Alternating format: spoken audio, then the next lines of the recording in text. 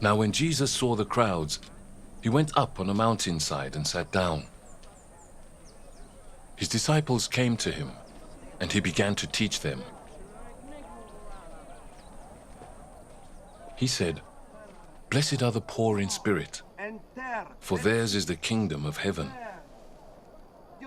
Blessed are those who mourn, for they will be comforted.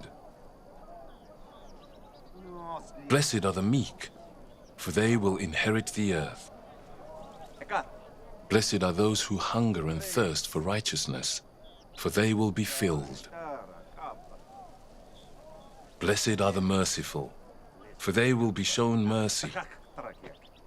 Blessed are the pure in heart, for they will see God. Blessed are the peacemakers, for they will be called children of God. Blessed are those who are persecuted because of righteousness, for theirs is the kingdom of heaven. Blessed are you when people insult you, persecute you, and falsely say all kinds of evil against you because of me. Rejoice and be glad, because great is your reward in heaven. For in the same way they persecuted the prophets who were before you.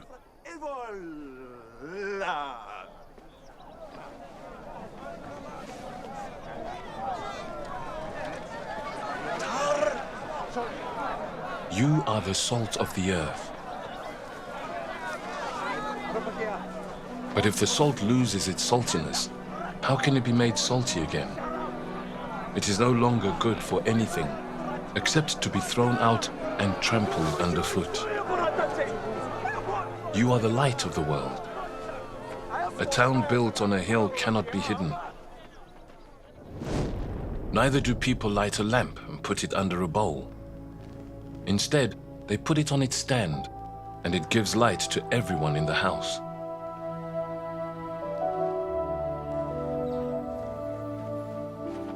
In the same way, let your light shine before others, that they may see your good deeds and glorify your Father in heaven.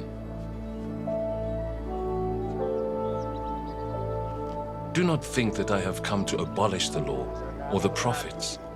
I have not come to abolish them, but to fulfill them. For truly I tell you, until heaven and earth disappear, not the smallest letter, not the least stroke of a pen, will by any means disappear from the law until everything is accomplished.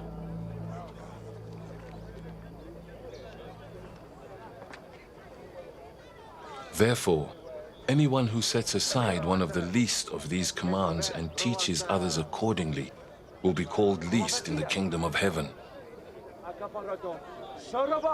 But whoever practices and teaches these commands will be called great in the kingdom of heaven. For I tell you that unless your righteousness surpasses that of the Pharisees and the teachers of the law, you will certainly not enter the kingdom of heaven.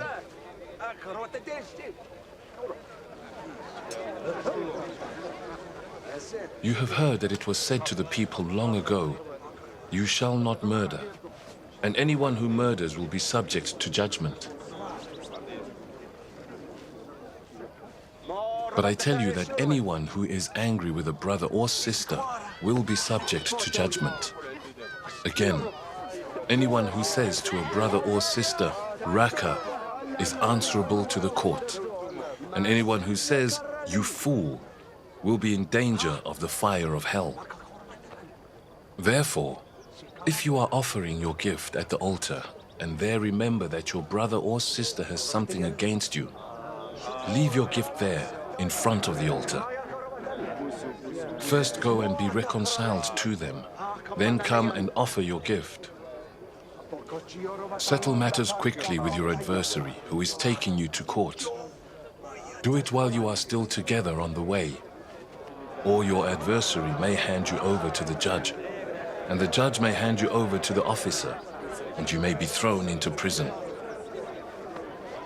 Truly I tell you, you will not get out until you have paid the last penny.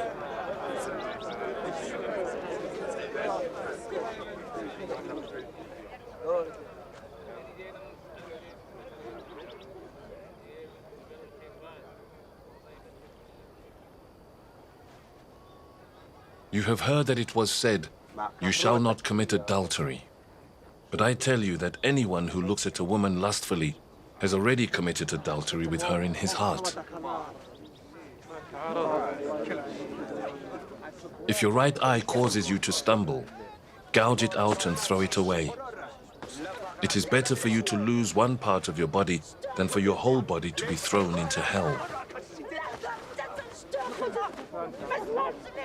And if your right hand causes you to stumble, cut it off and throw it away. It is better for you to lose one part of your body than for your whole body to go into hell.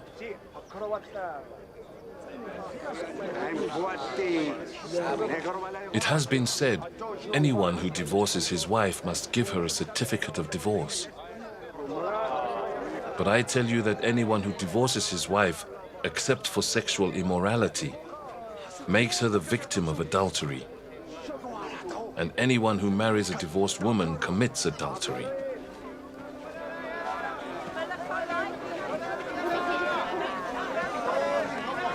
Again, you have heard that it was said to the people long ago, "Do not break your oath, but fulfill to the Lord the vows you have made."